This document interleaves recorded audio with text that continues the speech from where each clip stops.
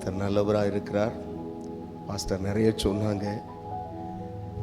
எந்த விதத்திலும் தகுதி இல்லாத அடிமை, நன்மை ஒன்றும் இல்லாதிருந்தும் பின்னையும் நேசித்தீர் என் இயேசுநாதா. நன்மை ஒன்றும் இல்லாதிருந்தும் பின்னையும் நேசித்தீர் என் இயேசுநாதா.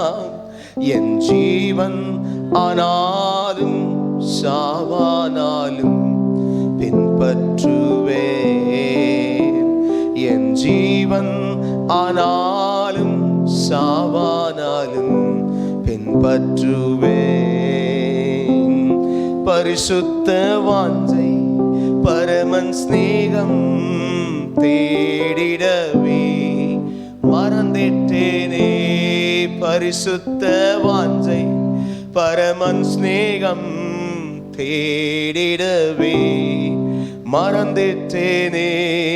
பரிசுத்த ஆவி பருகிட செய்தி, பரிசுத்த ஆவி பருகிட செய்தீர். நித்தம் வழி நடந்திடவே என் ஜீவன் ஆனாலும் சாவானாலும் பின்பற்றுவேன். என் ஜீவன் ஆனாலும் சாவானாலும் பின்பற்றுவேன். நன்மை ஒன்றும் இல்லாதிருந்தும் பின்னையும் நேசித்தீர் என் இயேசுநாதா. நன்மை ஒன்றும் இல்லாதிருந்தும் பின்னையும் நேசித்தீர் என் இயேசுநாதா. என் ஜீவன் ஆனாலும் சாவானாலும் பின்பற்றுவேன். நல்ல தகப்பனே, அடியனை மறைத்து நீர் வெளிப்படும். பேசுகிற அடியனுக்கும் கேட்கிற ஒவ்வொருவருக்கும் உம்முடைய வார்த்தைகள் பிரயோஜனம் உள்ளவைகளாய் இருக்க, உம்முடைய சித்தத்தை செய்யத்தக்கதான காரியங்களை நாங்கள் அறிந்து செயல்பட உம்முடைய திட்டப்படி எங்களை ஆசீர்வதியும். இயேசு கிறிஸ்துவின் நாமத்தில் எங்களை தாழ்த்தி ஒப்பு கொடுத்து செபிக்கிறோம் ஜீவனுள்ள நல்ல பிதாவே. ஆமென், ஆமென், ஆமென். ஹல்லேலூயா. எல்லளவும் தகுதியில்லாத என்னையும் கூட தேவன் அவருடைய ஊழியத்தை செய்யும்படிக்கு பலப்படுத்தினபடியால் எல்லா துதியும் கனமும் மகிமையும் ஸ்தோத்திரமும் ஆட்டுக்குட்டியானவருக்கே என்று சொல்லி நான் முழுமையுமாய் என்னை அர்ப்பணிக்கிறேன். ஹல்லேலூயா. இன்னும் நிறைய கீழ்ப்படிய வேண்டியிருக்கு. நாங்கள் முயன்று கொண்டிருக்கிறோம். கர்த்தர் இன்னும் வசனம் சொல்லுது, திவ்ய சுபாவத்திற்கு பங்குள்ளவர்களாகும்படிக்கு அவர் நம்மை அழைத்திருக்கிறார். ஹல்லேலூயா. என்ன சுபாவம்? திவ்ய சுபாவம். ஆமென். அந்த திவ்ய சுபாவம் தேவனிடத்திலிருந்து வருகிறதாய் இருக்கிறது, தேவன் தருகிறதாய் இருக்கிறது. ஹல்லேலூயா. திவ்ய சுபாவம் யார் கொடுக்கிறார்? கர்த்தர் கொடுக்கிறார். ஹல்லேலூயா. அதை வசனத்தை ஒருவர் வாசித்து அந்த வசனத்தின்படி தன் வாழ்க்கையை மாற்றும் பொழுது அது வரும், இல்லைன்னா வராது. வசனத்தை கேட்டுட்டு யாக்கோபு சொல்றாரு, திருவசனத்தை கேட்கிறவர்களாய் மாத்திரமல்ல அதன்படி செய்கிறவர்களாயும் இருங்கள். எப்பொழுதெல்லாம் நாம் திருவசனத்தை கீழ்ப்படிந்து அதை நிறைவேற்ற வேண்டும் என்று சொல்லி வாஞ்சிக்கிறோமோ அப்பொழுதெல்லாம் அது நம்முடைய வாழ்க்கையில் மிகுந்த பலனை, நம்முடைய வாழ்க்கையில் அற்புதங்களை அடையாளங்களை கொண்டு வருகிறதாய் இருக்கிறது. ஹல்லேலூயா. எனக்கு அன்பான தேவ பிள்ளைகளே, இந்த காலம் கிறிஸ்துமஸ் காலம் இல்லையா? உலகம் முழுவதும் கிறிஸ்து பிறப்பை கொண்டாடி கொண்டிருக்கிறார்கள். ஏறக்குறைய 200 கோடி ஜனங்களுக்கு மேல உலகத்திலிருந்து கொண்டாடிக்கிட்டு இருக்கிறாங்க. உலகத்துல இவ்வளவு அதிகமான ஜனங்கள் கொண்டாடுகிற ஒரு பண்டிகை உண்டு என்றால் அது கிறிஸ்துமஸ். ஹல்லேலூயா.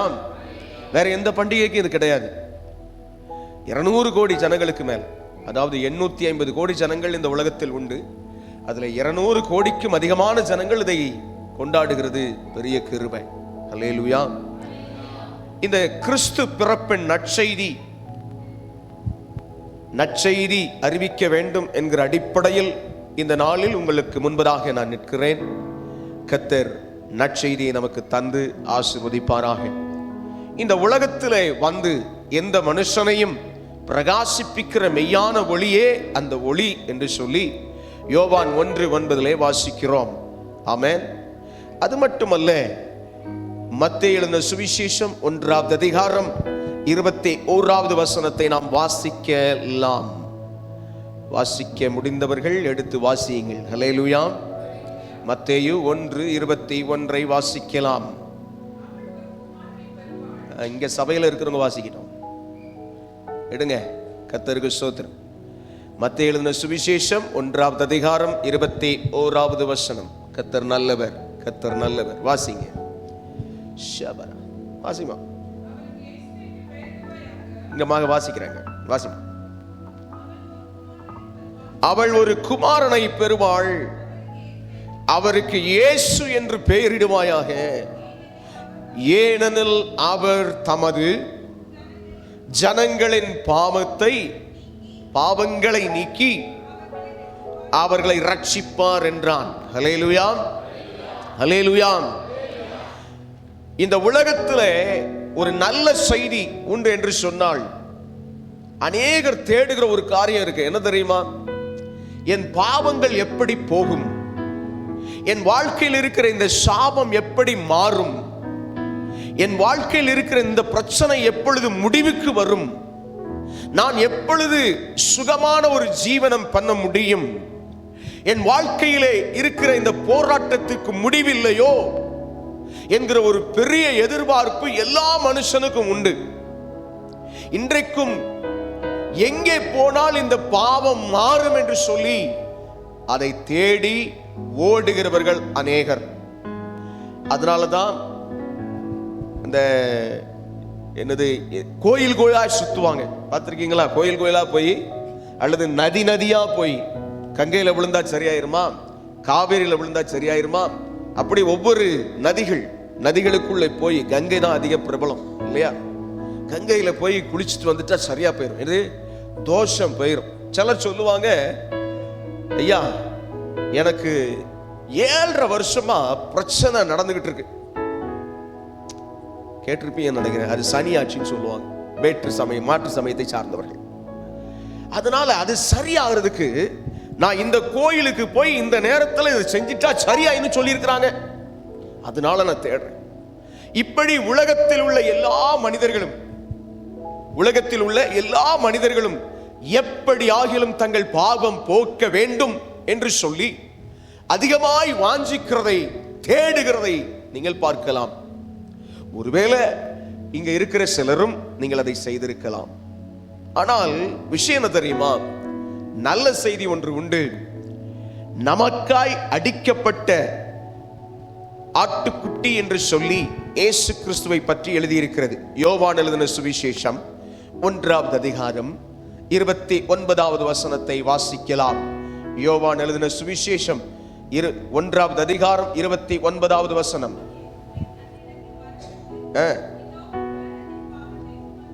ஏதோ உலகத்தின் பாவத்தை சுமந்து தீர்க்கிற தேவ ஆட்டுக்குட்டி. போதும். அப்போ தேவ ஆட்டுக்குட்டி என்று சொல்லி கர்த்தராகிய இயேசு கிறிஸ்துவை அங்கே யோவான் அடையாளப்படுத்துகிறதை பார்க்கிறோம். எல்லா மதத்திலும் ஒரு காரியம் உண்டு. என்ன தெரியுமா? இரத்த பலி செலுத்தினா சரியாயிரும். இது எங்கிருந்து வந்துச்சு தெரியுமா? பழைய ஏற்பாட்டில் ரத்தம் சிந்துதல் இல்லாமல் பாவ மன்னிப்பில்லை என்று பார்க்கிறோம். அங்கே ஆட்டையாவது மாட்டையாவது, காளை, வெள்ளாட்டுக்கடா, இவைகளின் இரத்தத்தினால் அல்ல, தன்னுடைய சொந்த இரத்தத்தினாலே என்ன செஞ்சிட்டாரு? அவர் மீட்பை உண்டு பண்ணினார். இதை குறித்து நீங்கள் எபிரேயர் என்ற ஒரு புத்தகம் வேதத்தில் இருக்கிறது, புதிய ஏற்பாட்டில். அதில் மொத்தம் ஒரு 13 அதிகாரங்கள் இருக்கிறது. அதில் இயேசுவின் பலி எதற்கு என்று சொல்லப்பட்டிருக்கிறது. புதிய ஒரு உடன்படிக்கையை அவர் ஏற்படுத்தும்படியாக, புதிய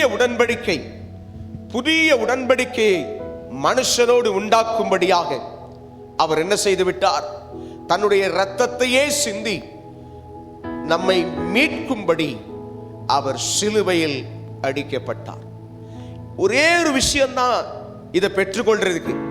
நீங்க எங்கெங்கேயோ ஓட வேண்டாம், எங்கெங்கேயோ ஓட வேண்டாம். பக்கத்தில் இருக்கிற தேவாலயத்துக்கு வந்து அங்கே ஆண்டவரை நோக்கி, ஆண்டவரே இயேசுவே எனக்கு உதவி செய்யணும் கேட்கும் பொழுதும், இல்ல உங்க இருதயத்துல நீங்க இருக்கிற இடத்துல கேட்டாலும் ஆண்டவர் என்ன செய்வாரு? பாவ மன்னிப்பாகிய மீட்பு இவருக்குள் நமக்கு உண்டாயிருக்கிறது அப்படின்னு வசனம் சொல்லு. அல்லேலூயா. விசுவாசத்தினாலே அவருடைய இரத்தத்தினால் நாம் கழுவப்படுகிறோம் என்று வசனம் சொல்லுகிறது. ஆமென். அல்லேலூயா. அப்ப இது என்ன செய்யணும்? நீங்க இருக்கிற இடத்துல இருந்து முதல்ல என்ன செய்யணும்? ஆண்டவரே எனக்கு உதவி செய்யுங்க. போதகர் சொல்லும் போது ஒரு காரியத்தை சொன்னாங்க, ஊழியக்காரங்களை ஆண்டவர் அதுக்கென்று நியமித்து இருக்கிறார். அப்ப என்ன செய்யணும்?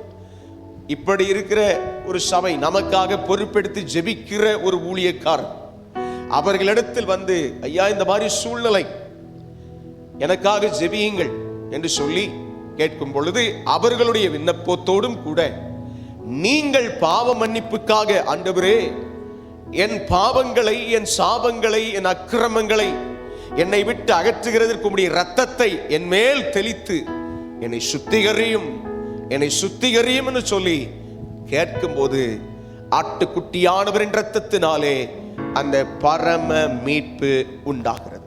அல்லேலூயா. இது விசுவாசத்தில் வருது. விசுவாசம் என்ன? நம்பிக்கை. இயேசு மட்டும்தான் எனக்கு இந்த விடுதலையை கொடுக்க முடியும். இயேசு கிறிஸ்துவினாலே மட்டும்தான் எனக்கு சுகம் உண்டு. இயேசு கிறிஸ்துவினாலே மட்டும்தான் இந்த சாபம் என்னை விட்டு போகும். இயேசு கிறிஸ்துவினாலே மட்டும்தான் இந்த வியாதி என்னை விட்டு விலகும். இயேசு கிறிஸ்துவினாலே மட்டும்தான் நான் தொடர்ச்சியாய் சிக்கிக் கொண்டிருக்கிற இந்த கடன் பிரச்சனையிலிருந்து வெளியே வர முடியும். அல்லேலூயா. ஆனா இது என்ன தெரியுமா? நம்ம ஊர்ல ஒரு பழமொழி சொல்லுவாங்க, நோய்க்கும் பாரு பேய்க்கும் பாருன்னு. கேட்டிருக்கீங்களா? சர்ச்சுக்கும் வருவாங்க, அதே மாதிரி தங்களுக்கு இஷ்டமான இடங்களுக்கும் போவாங்க. அப்படி போகக்கூடாது. அப்படி போனா என்ன நடக்கும் தெரியுமா? ஆத்துல ஒரு கால் சேத்துல ஒரு கால் வச்சா பிரச்சனை தான். அல்லேலூயா. ஒரே நம்பிக்கையாக முழுமையாக என் இயேசு எனக்கு சுகம் தருவார். இயேசுவே என் தேவனுடைய குமாரனே, நீர் எனக்கு மீட்பை உண்டு பண்ணி இருக்கிறீர். ஆட்டுக்குட்டியின் இரத்தத்தினாலே எனக்கு விடுதலை உண்டு. ஆமென். அல்லேலூயா. அல்லேலூயா. இத பூரணமா விசுவாசிச்சு நீங்க கேட்கிறதா விஷயம். உங்களுக்காக ஒரு ஊழியக்காரர் ஜெபிக்கிறது நல்லதுதான். ஒரு ஊழியக்காரனிடத்தில் வந்து ஜெபித்துக் கொள்ளுகிறது நல்லதுதான். ஆனால் உங்கள் இருதயம் பரிபூரணமாக, ஆண்டவரே என் பாவமறை என்னை கழுவும், ஆண்டவரே என்னை ரட்சியும். ஆண்டவரே, ரட்சிப்புனா என்ன? இந்த உலக வாழ்க்கைக்கு பின்பதாய் இருக்கிற ஒரு வாழ்க்கை நம்முடைய ஆத்மாவுக்கு உண்டு. அந்த வாழ்க்கை நாம் நரகத்துக்கு போக போகிறோமா அல்லது பரலோகத்துக்கு போக போகிறோமா என்கிறதை தீர்மானிக்க போகிறது. பரலோகத்துக்கு போகிறதுக்கு ஒரே ஒரு வாசல் இருக்குது, அது இயேசு கிறிஸ்து மட்டும்தான். அல்லேலூயா. வேற வழியே கிடையாது. இயேசு கிறிஸ்து ஒருவரே. சமீபத்தில் ஒரு சகோதரியினிடத்தில் பேச நேரிட்டது.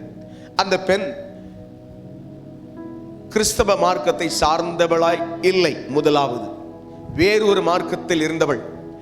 அவள் போய் படித்துக் கொண்டிருந்த காலத்தில் அங்கே சில நண்பர்களாய் சேர்ந்து ஜெபிக்கும் பொழுது அந்த பெண்ணுக்குள் தேவன் மேல் இருக்கிற ஒரு விசுவாசம் உண்டாக ஆரம்பித்து அவளோடு ஆண்டவர் பேச ஆரம்பித்தார். எப்படின்னா, அவ சொன்ன சாட்சி, அந்த பெண் சொன்ன சாட்சி,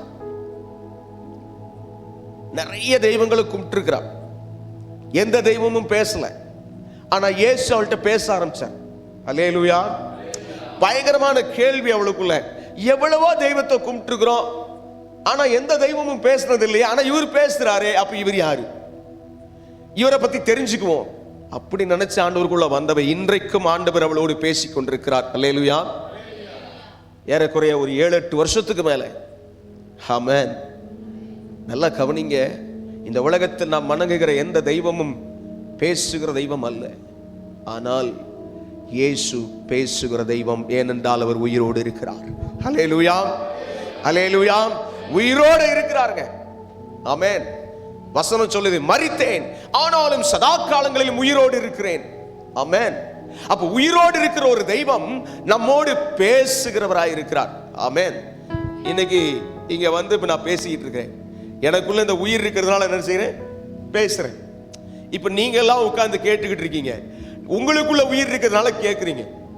சொல்றது புரியுதா? அப்போ ஜீவன் உள்ள ஒருவர் இருப்பார் என்னால் அவர் பேச வேண்டும். அப்போ வசனம் சொல்லுது, கர்த்தரோ மெய்யான தெய்வம். கர்த்தரோ மெய்யான தெய்வம், அவர் ஜீவனுள்ள தேவன். எரேமியால இந்த வசனம் இருக்கு. அல்லேலூயா. ஜீவனுள்ள தேவன் அப்படின்னா என்னங்க? உயிரோடு இருக்குதாடுங்க. எரேமியா 10:10 இருக்கு. கர்த்தரோ மெய்யான தெய்வம். ஆமென். அவர் ஜீவனுள்ள தெய்வம். ஆமென். ஹல்லேலூயா. அப்போ உயிரோடு இருந்தா பேசணும். எத்தனை பேருக்கு கிறிஸ்துவின் அனுபவங்கள் இருக்கிறது? இயேசு உயிரோடு இருக்கிறார். இயேசு உயிரோடு இருந்தா பேசுறார். எத்தனை பேர் அவர் சத்தத்தை கேட்டிருக்கீங்க? ஒருவேளை கேட்கலன்னா, ஆண்டவரே என்னோடு பேசுங்கப்பா, என்னோடு பேசுங்கப்பா.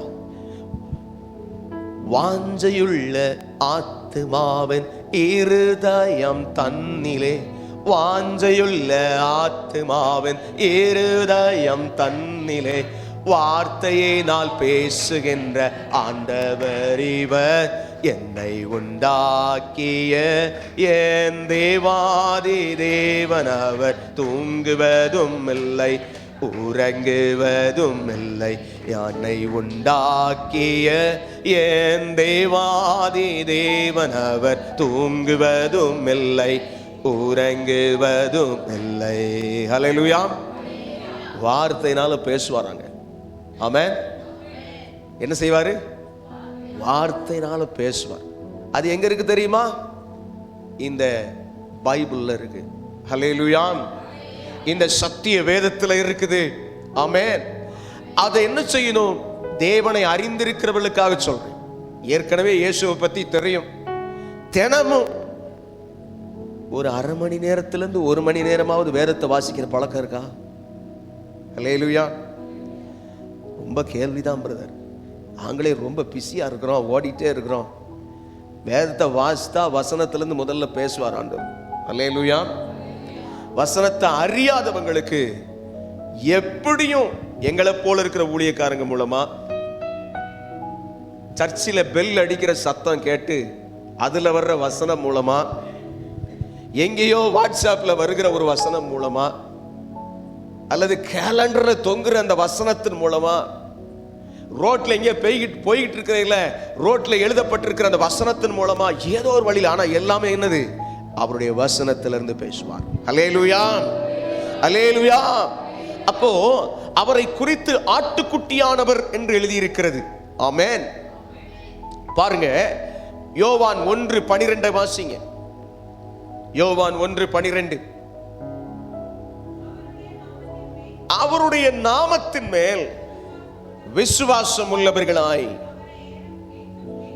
அவரை ஏற்று கொண்டவர்கள் எத்தனை பேர்களோ அத்தனை பேர்களும் தேவனுடைய பிள்ளைகள் ஆகும்படி அவர்களுக்கு அதிகாரம் கொடுத்தார். ஹல்லேலூயா, ஹல்லேலூயா. யாருக்கு அந்த அதிகாரம் கிடைக்குது? அதிகாரம்னா என்னங்க? அதிகாரம்னா என்ன?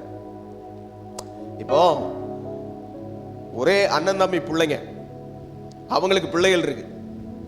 அவங்க சொந்த பிள்ளைகள் எடுத்துக்கொள்ளுகிற அதிகாரத்தை காட்டிலும் கூட பிறந்தவர்கள் எடுத்துக்கிற அதிகாரம் குறைவா இருக்கும். ஆமாவா இல்லையா? இல்லையா? அது ஒண்ணு. ஆனால் இங்கே வசனம் சொல்லுது, அவருடைய பிள்ளைகளாகும்படி அதிகாரம் கொடுத்தார். ஹல்லேலூயா. ஆனா யாரு? ஏற்றுக்கொண்டவர்களுக்கு தான். அப்படின்னா என்னது? நான் அதை ஏற்றுக்கொள்ளணும். ஆண்டவரே, வசனம் தெளிவா திரும்ப வாசிமாத. அவருடைய நாமத்தின் மேல் விசுவாசம் உள்ளவர்களா. ஹல்லேலூயா. இயேசு நம்ம முதல்லயே வாசித்தோம். என்ன வாசித்தோம்? ஏனெனில் அவர் தமது ஜனங்களின் பாவங்களை நீக்கி அவர்களை ரட்சிப்பார். அதுதான் இயேசுங்கிற பெயர். அல்லேலூயா. அப்ப அந்த நாமத்து மேல என்னை விடுதலையாக்குகிற, என் பாவங்களை போக்குகிற, என்னுடைய பலவீனங்களை மாற்றுகிற, என்னுடைய அக்கிரமங்களை விளக்குகிற அந்த நாமம், அது மேல எனக்கு ஒரு விசுவாசம் வந்துட்டுனா அவர்களுக்கு அவர் கொடுக்கிற அதிகாரம் எத்தனை பேர் ஏற்றுக்கிட்டாலும், ஒரு வீட்டில் இருக்கிற 5 பேரோ 4 பேரோ 10 பேரோ இல்ல 2 பேரோ எத்தனை பேர் ஏற்றுக்கொண்டாலும் எல்லாரும் என்ன பண்றாரு? பிள்ளைகளாகும்படி அதிகாரம் கொடுத்தார். ஹல்லேலூயா, ஹல்லேலூயா. அப்ப நம்ம எல்லாம் யாரு? இயேசுவை ஏற்றுக்கொண்ட எல்லாரும் யாரு? பிள்ளைகளா இருக்கிறோம். ஹல்லேலூயா, ஆமென். எத்தனை பேர் விசுவாசிக்கிறீங்க? இயேசுவை நான் ஏற்றுக்கொள்ளுகிறேன், அவரை நான் என் சொந்த இரட்சகராக ஏற்றுக்கொள்ளுகிறேன், என் வாழ்க்கையில் அவர்தான் எல்லாமே, அதனால எனக்கு ஒண்ணு தெரியுது, நான் அவருடைய பிள்ளையாய் இருக்கிறேன். ஹல்லேலூயா, நான் அவருடைய பிள்ளையாய் இருக்கிறேன். ஆமென். இன்னொரு வசனம் வாசித்தரலாம். 1 பேதுரு 1:19. நேரம் துரிதமா ஓடுது. 1 பேதுரு 1:19 வாசிக்கலாம். 1 பேதுரு 1:19. குற்றமில்லாத மாசற்ற ஆட்டுக்குட்டியாகிய கிறிஸ்துவின் விலையேற பெற்ற இரத்தத்தினாலே, ஹல்லேலூயா. இந்த மீட்பு எதை குறிக்குது? நான் இந்த உலகத்திலே இருந்து இந்த உலகத்தை விட்டு எல்லாரும் என்ன செய்யணும்? ஒரு நாள் யாருமே நான் 1000 வருஷம் இருக்க போறேன், 2000 வருஷம் இருக்க போறேன் ஒருத்தரும் சொல்ல முடியாது இல்ல? ஆமாவா இல்லையா? பலத்தின் மிகுதினால் 80 ஆண்டுகள் வசனம் சொல்லுது. அதிகப்படியா ஒரு 120 வருஷம் வச்சுக்கிடுங்க. அப்படியே இருந்தாலும் போகத்தான் வேணும். அப்ப போயிருவோம். ஆனா போன பிறகு எனக்குள் இருக்கிற இந்த ஆத்மா அவருடைய சமூகத்தில் போய் இளைப்பாற வேண்டும். அல்லேலூயா. அதுக்கு தான் அந்த வசனம் சொல்லுது, விலையேற பெற்ற இரத்தத்தினாலே மீட்கப்பட்டீர்கள் என்று அறிந்திருக்கிறீர்கள். அல்லேலூயா. அப்ப நான் இரத்தத்தினால மீட்கப்பட்டிருக்கிறேனா? என்ன செஞ்சிருக்கிறாரு அப்படின்னா என்ன தெரியுமா? மீட்கப்படுறதுனா என்னது? இந்த ஆளு பட வேண்டிய தண்டனை, அதாவது நான் பட வேண்டிய தண்டனையை, நான் பெற்றுக்கொள்ள வேண்டிய ஒரு நியாய தீர்ப்பை இயேசு கிறிஸ்து சிலுவையிலே பெற்றுக்கொண்டு அவருடைய கடைசி சொட்டு ரத்தம் வரைக்கும் சிந்தி என்னை மீட்டிருக்கிறார். ஹல்லேலூயா. எனக்கு பதிலா அவர் அதை செய்துட்டார். ஆமென். இதை ஒருவர் நம்பும் பொழுது, இதை ஒருவர் ஏற்றுக்கொள்ளும் பொழுது அது அவர்களுக்கு பெரிய ரட்சிப்பாக, மீட்பாக மாறுகிறது. இன்னும் 2 வசனத்தை மட்டும் ஆட்டுக்குட்டியானவர்கள் அடிப்படையில் மட்டும் காட்டிட்டு நான் ஜெபிக்க விரும்புறேன். வெளிப்படுத்தலாகிய யோவானுக்கு வெளிப்படுத்தின விசேஷம் 5வது அதிகாரம் 6வது வசனம். அப்பொழுது இதோ அடிக்கப்பட்ட வண்ணமாயிருக்கிற ஒரு ஆட்டுக்குட்டி சிங்காசனத்திற்கும் 4 ஜீவன்களுக்கும் மூப்பர்களுக்கும் மத்தியிலே நிற்க கண்டேன். போதும். இந்த இடத்துல அடிக்கப்பட்ட வண்ணமாயிருக்கிற ஆட்டுக்குட்டி கர்த்தராகிய இயேசு கிறிஸ்துவை குறிக்கிறது. 12வது வசனம். அடிக்கப்பட்ட ஆட்டுக்குட்டியானவர் வல்லமையையும் ஐஸ்வர்யத்தையும் ஞானத்தையும் பலத்தையும் கனத்தையும் மகிமையையும் ஸ்தோத்திரத்தையும் பெற்றுக்கொள்ள பாத்திரராயிருக்கிறார் என்று சொன்னார்கள். ஹல்லேலூயா, ஹல்லேலூயா. நடக்க போற காரியங்களை குறித்து வேதத்துல சொல்லுது. இதெல்லாம் வச்சுதான் நாம ஏன் ஆண்டவரை உயர்த்துறோம், கர்த்தராகிய இயேசு கிறிஸ்துவை ஏன் உயர்த்துறோம்னா இதான் காரணம். ஏன்? அவர் வல்லமையையும் ஐஸ்வர்யத்தையும் ஞானத்தையும் பலத்தையும் கனத்தையும் மகிமையையும் ஸ்தோத்திரத்தையும் பெற்றுக்கொள்ள பாத்திரராயிருக்கிறார். ஹல்லேலூயா, ஹல்லேலூயா.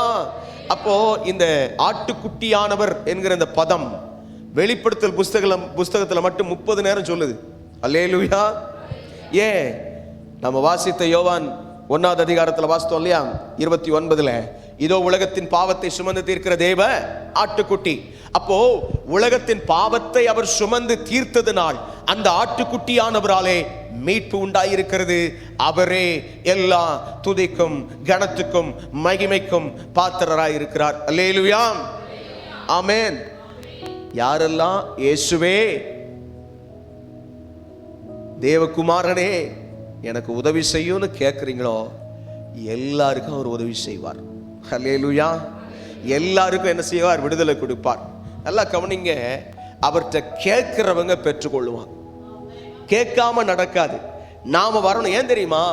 நம்மளை அவர் என்ன செய்யறதில்ல, கட்டாயப்படுத்த விரும்பல.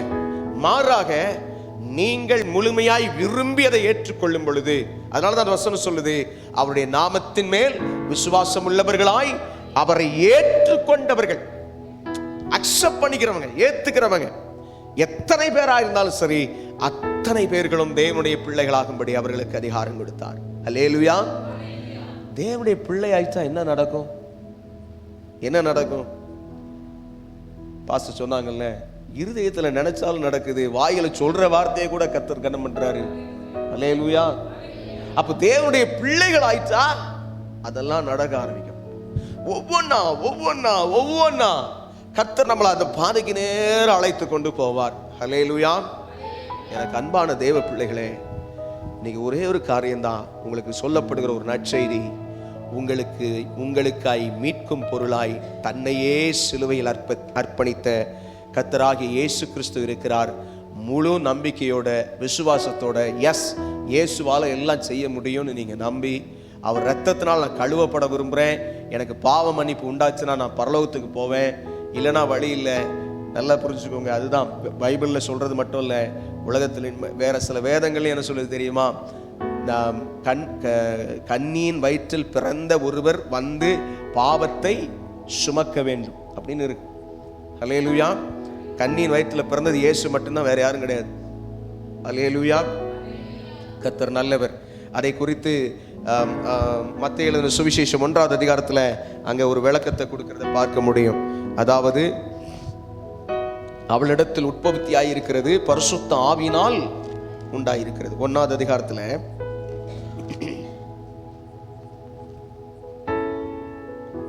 20வது வசனம்.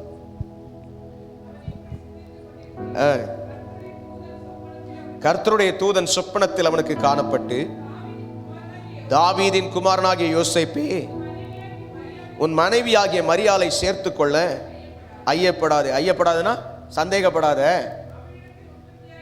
அவளிடத்தில் உற்பத்தியாய் இருக்கிறது பரிசுத்த ஆவியினால் உண்டானது. ஹல்லேலூயா.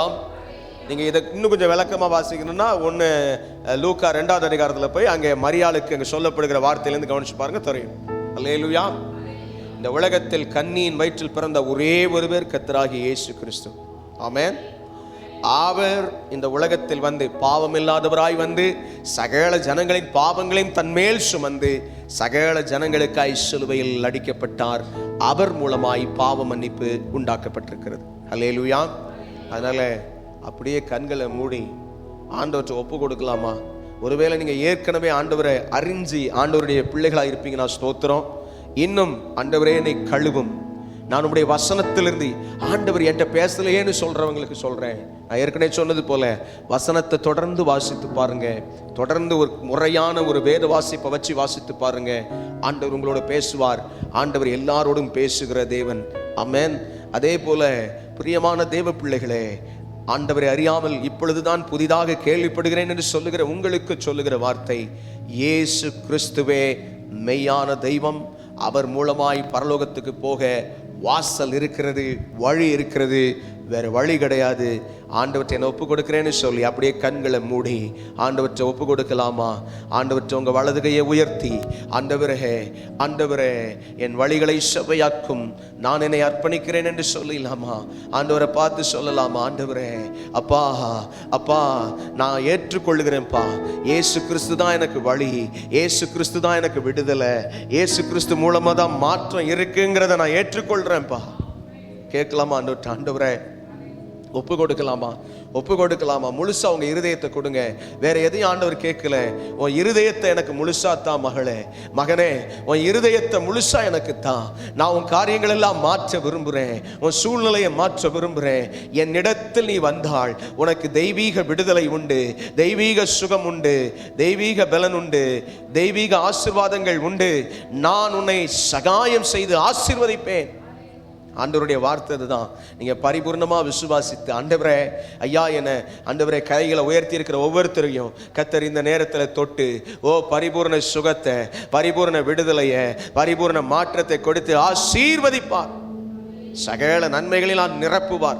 நீ பயப்படாதே, நான் உனக்கு முன்னே போய் கோணலானவைகளை செவ்வையாக்குவேன் என்று சொல்லுகிறார். ஒருவேளை உங்களுடைய வாழ்க்கையை குறித்து கலங்கி கொண்டிருக்கிறீங்களோ, உங்களுடைய வேதனைகளை குறித்து கலங்கி கொண்டிருக்கிறீங்களோ, ஆண்டவர் சொல்றாரு, இதோ நான் கோணலானவைகளை செவ்வையாக்குகிறவராய் இருக்கிறேன்.